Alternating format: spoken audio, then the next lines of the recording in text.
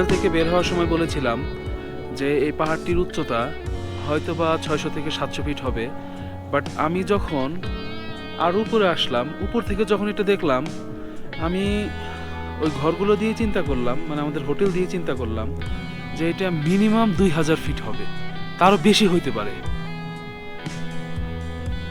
এটা আসলে সামনাসামনি চোখ দিয়ে না দেখলে বোঝা যাবে না।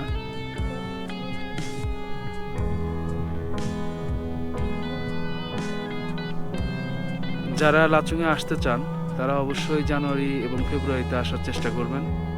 খুবই সুন্দর জায়গা।